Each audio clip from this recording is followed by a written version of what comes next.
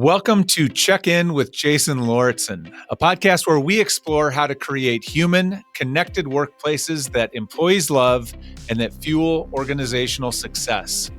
Each week, I invite someone who is leading the way in this work to join me for a conversation to help educate and inspire us. Now, my guest today is Andrea Herron. She is a human resources executive leader, coach, author, and host of the award-winning podcast, The HR Scoop, which I have had the honor of being a guest on recently. Andrea is the head of people at WebMD and the co-author of the book, There's an Elephant in Your Office. Andrea, welcome. Thanks for being here.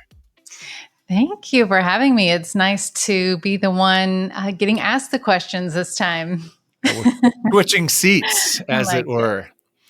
Well, you are truly a leader, as I mentioned, on all fronts related to making work more human and making work a more connected experience for people. You're doing that in a lot of different ways. So I'd love to start by just, inviting you to talk a little bit more about the work you do. Sure. I do a lot of things, and I think that's what keeps it fresh and exciting for me.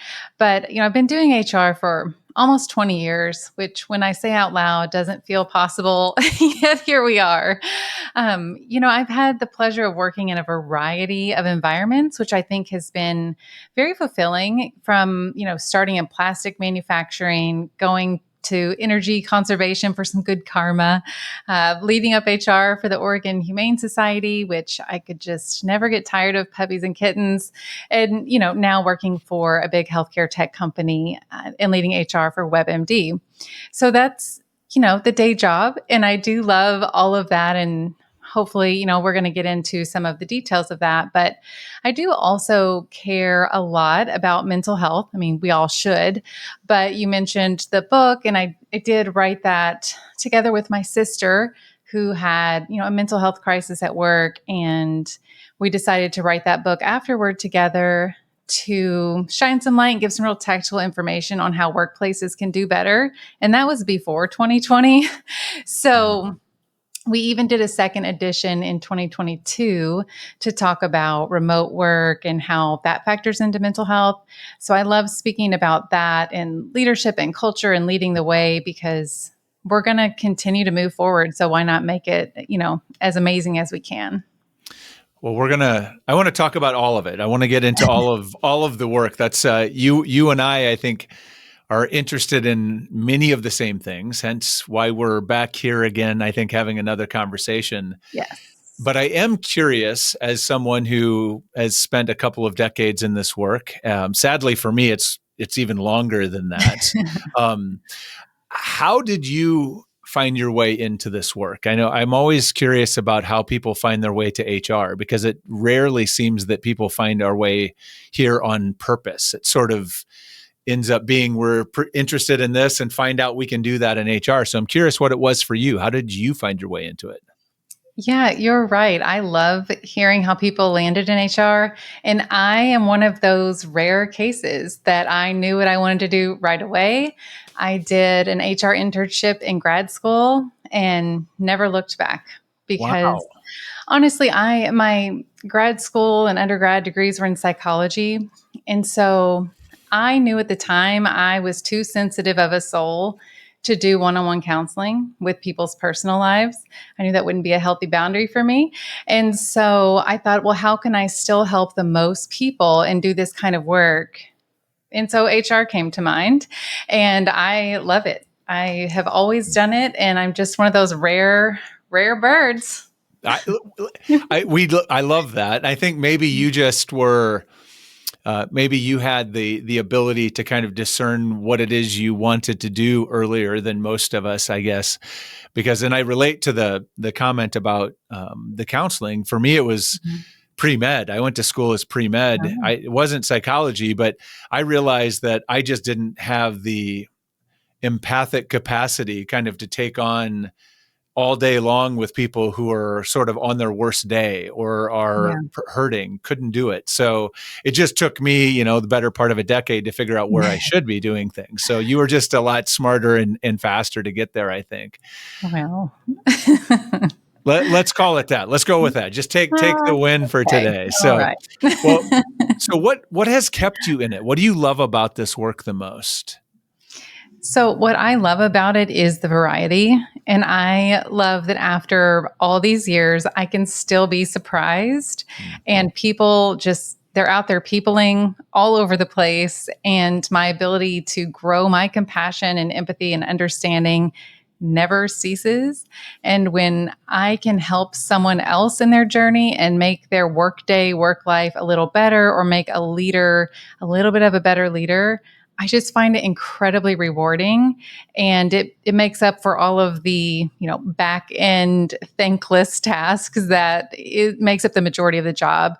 Actually really fulfilling and worth it when you see that positive change in even just one person, or you get one genuine compliment that you changed their day, their perspective, how they handled a situation, and that just warms my heart. Mm. And truly, I think if you're in it to impact people, and especially I can see with the psychology background, there's not many roles where you can have the mass impact on people in a positive way that you can in HR, and it's inspiring when leaders do care about people in that way in HR, because I think that's what certainly we need a lot more of. Agreed. So I have to now ask a little bit about the book, because I will be honest, when I started researching, I didn't know. I knew that you did some speaking, and I knew that you had done a whole bunch of different things. I find the book, and then I dive in on the book, and I find sort of how you got to the book, and you wrote it with your sister, and it has such an interesting title. There's an elephant in your office. So I'd love to hear a little bit more about the book. It sounds like it's about mental health in workplace, but can you tell us a little bit about what's in it and kind of what give us the Cliff Notes version. That's probably an aged reference now. I don't know if people do Cliff's Notes anymore, but a short version, a summary version. I know what you mean. Yes. Where would I be without Cliff Notes? That's right. So the book itself came from that mental health crisis that my sister had. And, she called me, her sister in HR, and said, help me out. I'm going to lose my job. I'm trying to work with my therapist and my medication for my anxiety and depression. And I was saying, what anxiety? What are you talking about? And I didn't even know that my own sister was struggling with those mental health challenges because of the stigma and shame that have gone with mental health until very recent times. And so, everything out there was legal, it was case law, it was benefit language. It was completely unhelpful to your average HR practitioner or frontline manager. And so we really wanted to close that gap to have examples, real life stories, real life tactical tools to help people going to the job every day to do the job they want to do while living with a mental health condition. So the elephants, I found in my career in HR that when you have more challenging topics, if you can come up with a slightly cheeky way to talk about it, it's just a little bit more digestible. So elephants, right? So we have 3 herds of elephants that divide out the most common ways that mental health shows up at work. So you've got kind of your category of people who are in a situational moment. So maybe someone's going through a divorce, a natural disaster, a pandemic, a breakup, a death, kind of those more in the moment things, and how you can show up and support them. The middle group is people that just live with the anxiety, the depression, the PTSD, the things you think of most, and how managers can support them without crossing any lines. And then the third and final herd is those who have kind of a really disruptive episode, kind of a meltdown, a blow up, and what to do in those situations as well. Well, and I think I love the elephant, the double meaning of the elephant too. To your point, as you were talking about that, I'm thinking in referencing that this was written pre-2020, I guess just a moment to acknowledge how far we truly have come. Not to say that the work is anywhere near being over. We still have a lot of work to do, but the destigmatization in terms of even being able to talk about it, I can't imagine. It was a lot different pre-pandemic. I mean, so this was, it's still what you're describing, I think still is the work that we need to do in terms of equipping managers, HR leaders with how to actually step into it. It's one thing to talk about it. It's another thing to step into how to support people that are actually in the midst of working their way through this stuff. So what has been, I'm curious, just as someone fascinated with those who write books to drive change, like what has been your, most optimistic kind of takeaway or impact or interaction as a result of the book? Oh, so many. I do think we were a bit ahead of the curve in, 2019 publishing. And thankfully, the broader culture has caught up. And I think that we are now ready to have those conversations and actually use the tools. Whereas before, I don't think there was as much of a willingness. I mean, we obviously saw the need, but now I think the willingness has come around. I mean, even if you just think of the number of people who reference their therapist, just take that one tiny example. That is not stigmatized anymore. It used to be if you're going to a therapist, something is wrong. And now it's just part of a healthy, mental health toolkit that we all need someone to talk to. Like, it seems more obvious. But to your question, I think the most rewarding thing, which probably won't be surprising, is that every time I talk about it in my own organization or I'm doing a speakership somewhere, people want to share their stories with me because I am a safe person, because I have opened the door to have those conversations. And again, it's so rewarding for people to feel safe and comfortable and like they can share. And it's even better when it's a leader in an organization, because that effect is tenfold. Having a leader openly talk about an example, share a story, even if it's not their personal mental health, but just a story, is the number one indicator that a culture will feel psychologically safe and people will feel more comfortable that they can seek the mental health conversation, even not even the support and tools, but just being free to talk about it. So that is rewarding when you can make that shift, because it's going to have an impact. Mm. Well, and the reality is you can't apply tools to help people if they don't feel like they can talk about it or show it at work. They're going to hide it, can't support them. And if you can't support them, everybody loses.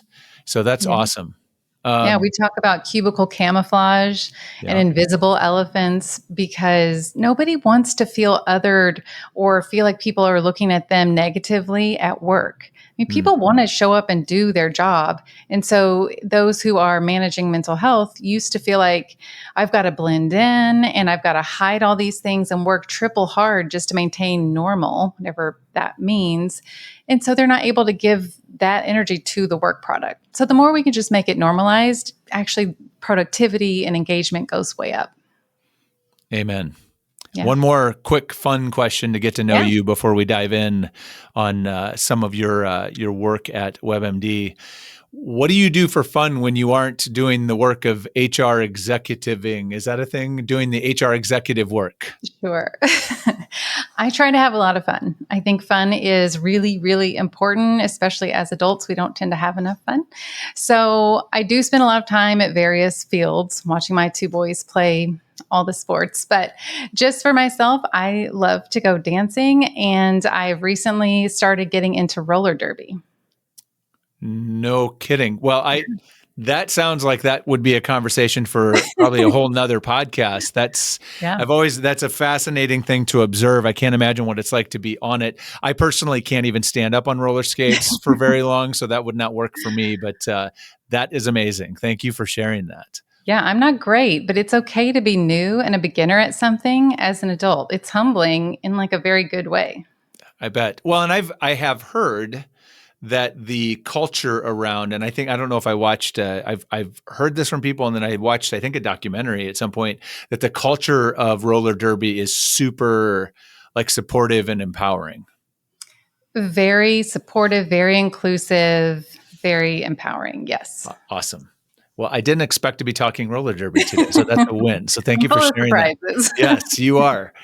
So let's talk, I had asked you in our pre-conversation what kind of work you were doing internally that you were really excited about or proud of in terms of the impact. And the thing that you mentioned is that you feel like you're doing some really good work or have made some progress around really building and creating and fostering connection in your sort of hybrid and distributed workforce. You've got people kind of all over the place like most people do. And so I'd love to hear more about that to dive in. So I'd love to ask you to, I guess, start. Where did that start for you? When did you start realizing that this was something that warranted focus and sort of emphasis? Yeah, so it was a bit of a double whammy, to be honest. Pre-2020, we had a very in-office culture, 5 days a week. We didn't really have remote staff. We were office-based. And in March 2020, we acquired a company, really fun timing. And that company was fully remote. And so immediately we had to integrate a fully remote culture with an in-office culture. Oh, and by the way, everything shut down, everyone went home, and that was the very beginning of the pandemic. And so I'm actually very grateful. It was a very intense time as far as acquisition and merging cultures goes, don't get me wrong, but having the partnership with that company who was remote really allowed us to kind of steal the best ideas, to take what was already working, and actually supported that integration because we weren't saying, oh, we know better, you're part of our company now. We were saying, actually, you know better. Can you help us be a better company now? And so that was really important and just obvious because of the moment of history we were in, is that everyone was remote and we had all these new colleagues that we had to get to know, and we couldn't rely on an office to do it. So where did that start then? So I'm curious kind of where you started noticing that there were opportunities or maybe that you needed to intervene. Like, I'm curious where that, what was the early part of that work like? Yeah, well, a couple of things. Because it was combined with an acquisition and COVID, we'd always had a really great kind of culture committee that did in-office things. So immediately when everyone went home, that team was spinning on, well, what can we do now to keep that culture, to keep some connectedness? Everyone's lonely. We had a lot of employees that live by themselves. And so it just became obvious that we had to pivot quickly to doing something remote. And then, I think the other part was that we had these new colleagues. And so you have departments and people that now are in the same team that if you're not on camera or you don't share any overlap and you don't get to know each other, you start to see conflicts. You see us versus them. You see like, well, we did it this way. Well, we did it this way. And you don't have a shared foundation or any shared understanding or connection or relationship to build from. That creates conflict. And then not only is there inner team conflict, but now there's cross team conflict because you've got 1,000 permutations of what is normal, what are the expected ways we operate, kind of those agreements we make of how do we talk to each other? Do we chat? Do we meet? Do we email? Even the baseline kind of went away with COVID and the acquisition. So how did I guess the question I'm trying to get to is with the committees, as you had this culture committee. So you pivoted the culture committee, it sounds like, they stayed intact, started operating differently. What did that start to look like as they started to, what did they discover? Because one of the narratives that I hear a lot, people talk about that, it's, you hear a lot right now, people are forcing people back into the office. A lot of organizations pulling people back into the office under the auspices of culture. They're like, it almost as if you can't build culture or maintain culture if you're not in the office. So I'm curious what you learned about that, or what that committee learned about culture as they were trying to do that work now with a distributed workforce. Yeah, excellent point. I have opinions, which may or may not be popular, but I think what I learned because I've seen it firsthand is that you can build culture remotely. It is not as deep and it is not as fulfilling. Hmm. However, if you have hybrid and you have a remote culture, you can still make it work. But what I've seen over time is, yes, we pivoted and we did online bingo instead of, sitting together and having bingo. Or we've done trivia, paint by numbers, theme events. We share photos. It's not the same as seeing everyone in their costumes for Weboween, which is our version of Halloween, Star Wars Day. The photos are great. And again, it does build culture, and that is way better than not doing those things. But it's not going to be the same as in-person interaction because humans, you could just feel the energy is different when you're together.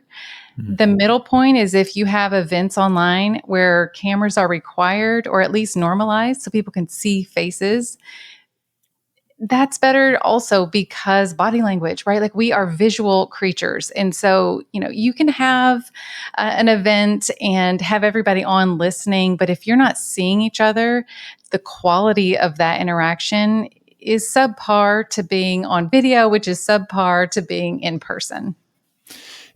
So that, I guess, raises an interesting question that I think probably a lot of us are wrestling with right now, which is as you've navigated this building connection kind of through the different evolutions, right? Where everybody was forced to be remote. And then we've kind of entered into this now hybrid where sometimes we're in the office and sometimes we're remote, and we have this different kind of, and that continues to evolve. What have you found through your work with connection are kind of the key ingredients? What have you learned about connection over the last several years that, sort of as you've arrived at how you're approaching it today and the things you're doing today, what are the things that you've learned that you think are really important? Can you call out like some key things that have bubbled up for you?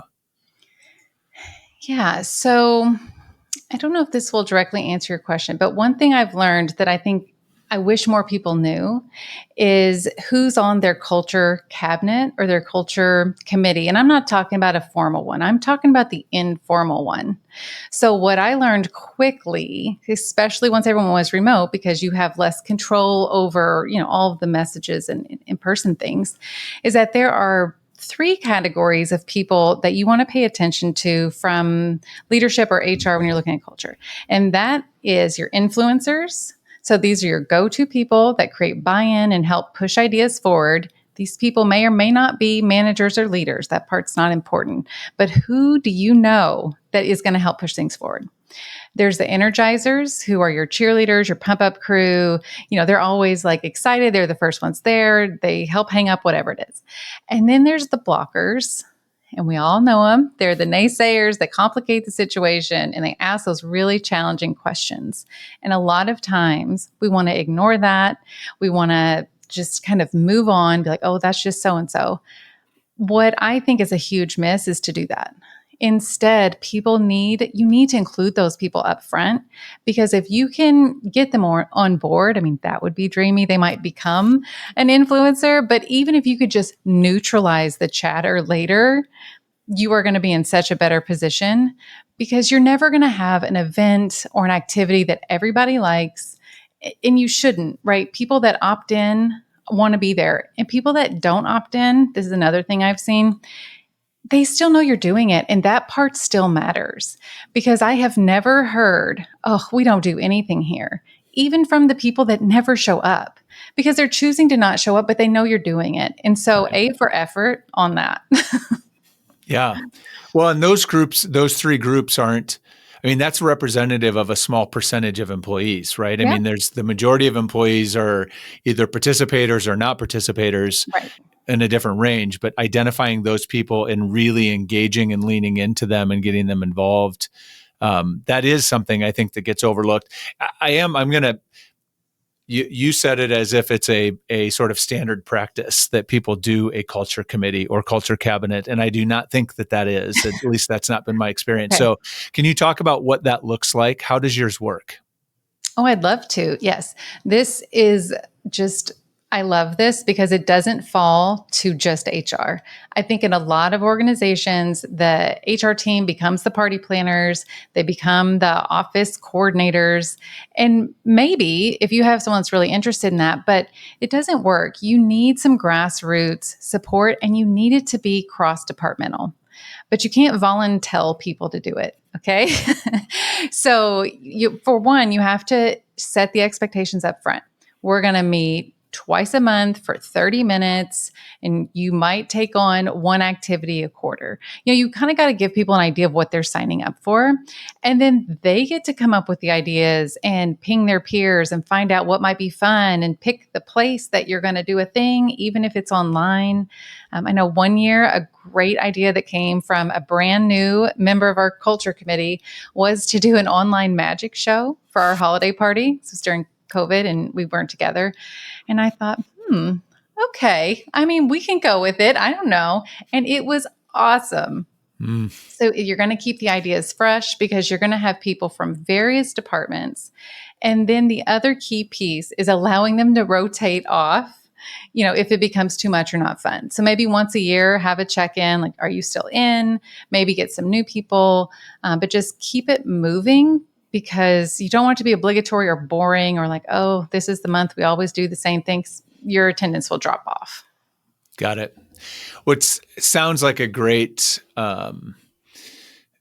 you'd have to have, I'm going to make just some assumptions here. Sounds like you probably have some pretty good leadership support for building culture in order to support people in doing this. Yes. It's fairly visible. People know what it is. And so they know why they might want to be involved. Mm-hmm. And because I'm thinking if I was listening to this, I'd be like, I wonder how many people they get involved. So how big is your culture committee at any given time? I'd say it varies between 10 to 15 people. Okay. So and it's not from huge. Across a lot of different groups, I'm assuming. Across all groups. And yes, important to have leadership because it does take a little bit of time, but you can even sweeten the deal. We definitely do have like a special lunch appreciation thing for them once a year because it is extra work that they're doing. So, you can show some love, but definitely you have to have leadership buy-in so they don't want to do something and they're not able to, which doesn't feel very good.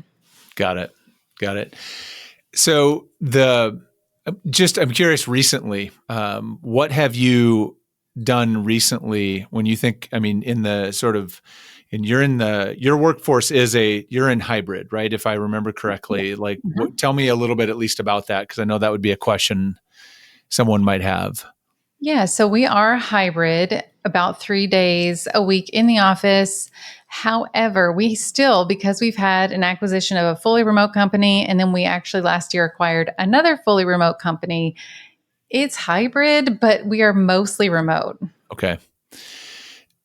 Good context. So tell me, what are a couple of things that have happened over, let's say, this year that the Culture Committee has put forward that you think is really effectively building or had an impact on connection across your workforce?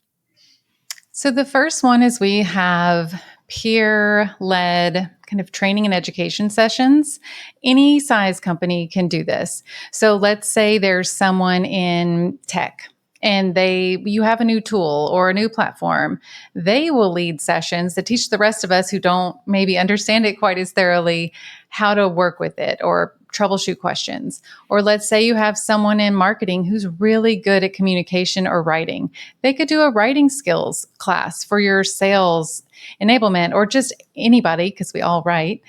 So things like that. And maybe you do a survey to see what things people are interested in. And then you tap your internal experts because it makes them feel really good because they get to be the expert. And it's adding actual value to your company for free.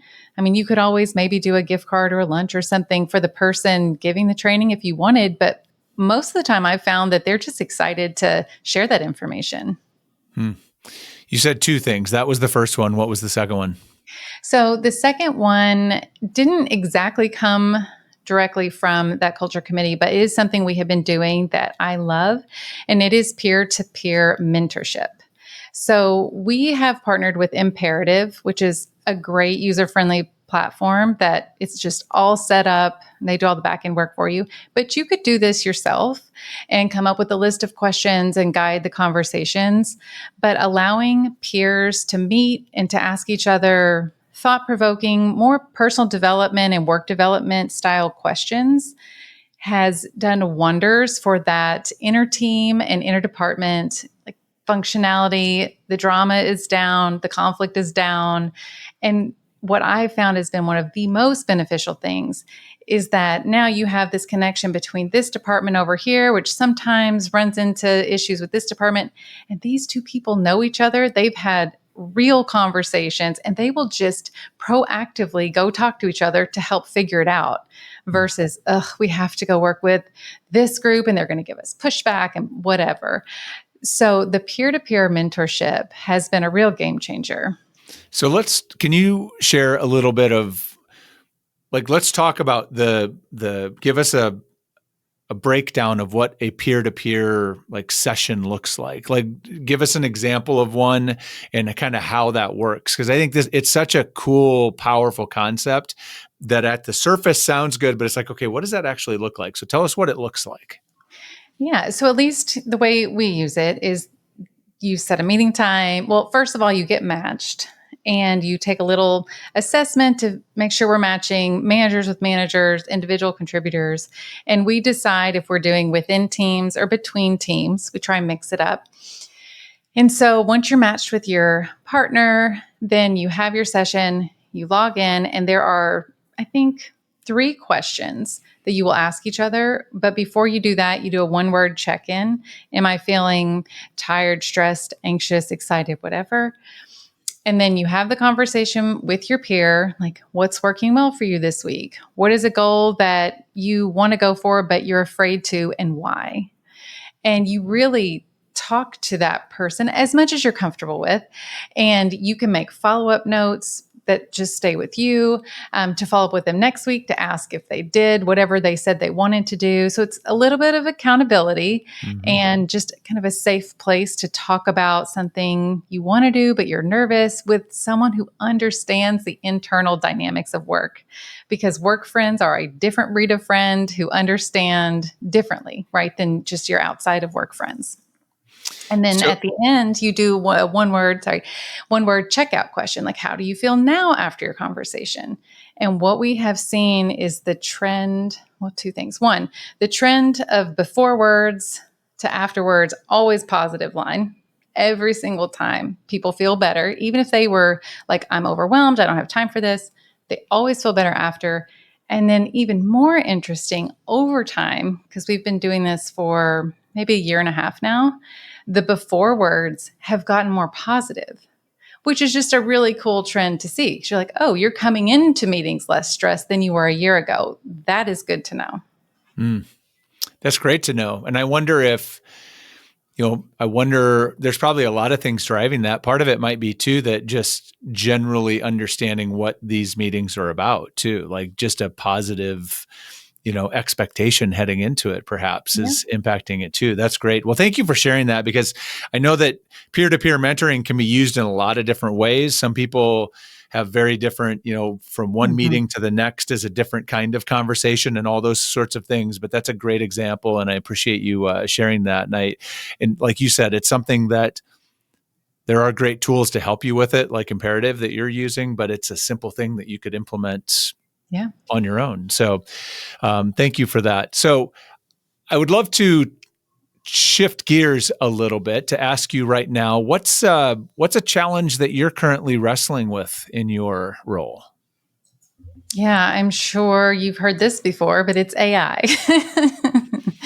AI is coming. I want to stay on top of it and use it to free up the admin work that none of us, want to do.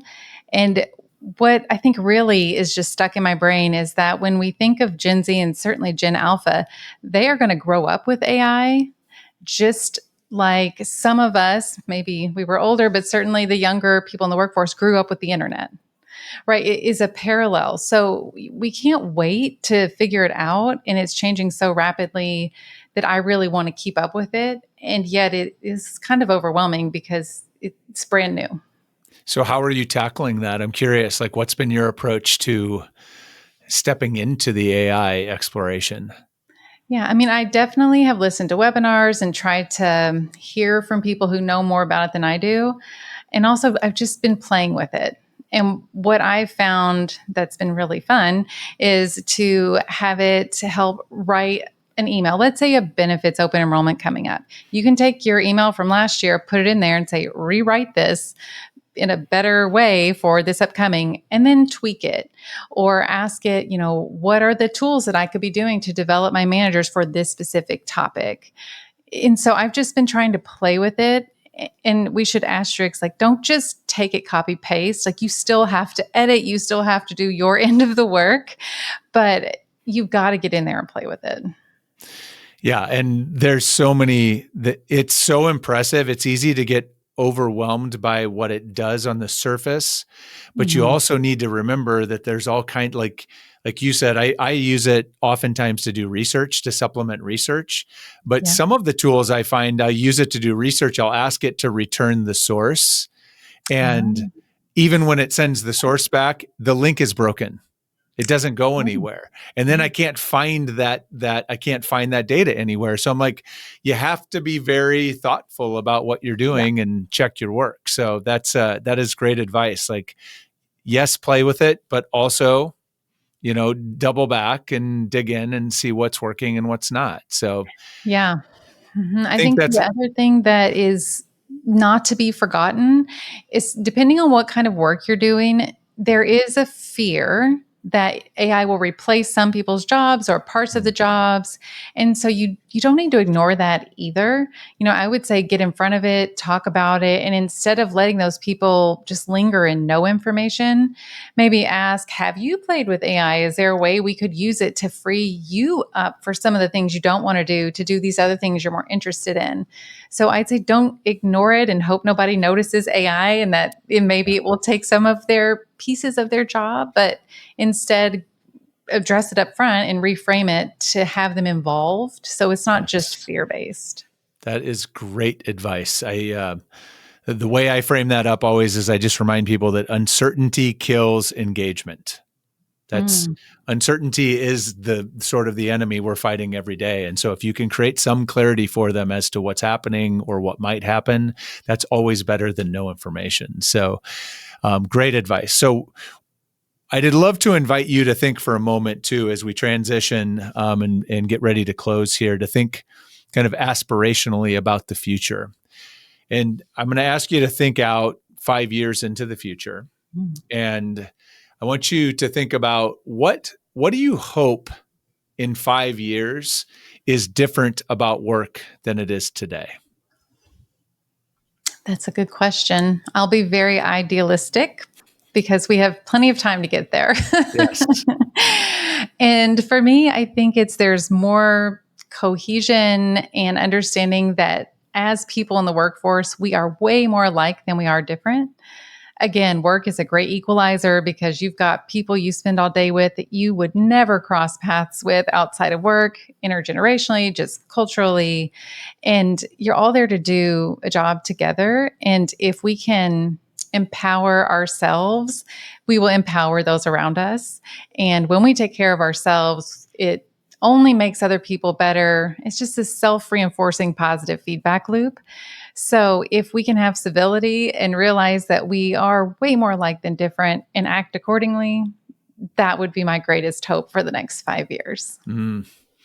Boy, and if that happens at work, that will change the world. Like that is a powerful aspiration. So thank you for that. I share that. I will get behind that 100%. We'll do our work. So well, as we close, it's funny, what I'm about to ask you is going to sound like I'm sort of stealing this directly from you, but I promised that I had this written down before we started. So the way that I was going to have us check out today is, in one word, how are you feeling as we wrap up our conversation today? Oh, you're maybe a little psychic. I'm feeling optimistic. I think there's so much good going on in the world, and it's easy to get sucked down into the details of all the not so good parts, which don't get me wrong, there are plenty. But I really think people are good, and I think we all want to do the right thing. So I'm feeling optimistic. Mm. And for me, it's hopeful. It's anytime I get an opportunity to have conversations with leaders like you that lead with so much heart and are doing so much interesting, powerful work to connect people together, it gives me great hope that we can do it, right? That 5-year vision you describe, we can do that it is possible. So it gives me enormous hope. So thank you for that. Yeah. So if people want to connect with you, they're inspired by your work, they want to connect, follow your work, learn more about you, where are the best places to do that? Yeah, I would love that. So I'm on LinkedIn, Andrea Herron, easy to find. Also, my website is sidesconsultingservices.com, SIDES. Consultingservices.com. Got awesome. Plenty of info over there and free resources. And I just want to change the world. No big deal. There's plenty of work. We need all hands on deck. We'll do it together. I will include a link to your LinkedIn profile, your website, and your website also has information on where you can buy the book, which I recommend HR leaders in particular go grab that. That's the tools we need right now to help people as we're transforming our organization. Andrea, thank you so much for being here. This was awesome and fun. I appreciate you. It was great. Thank you for having me on your show. Absolutely. And thank you for listening. I am always grateful that you share a bit of your time with us. I hope that you are as inspired by Andrea as I am. And please remember to check in with those who matter most to you. It may be the most important thing you can do today. Till next time.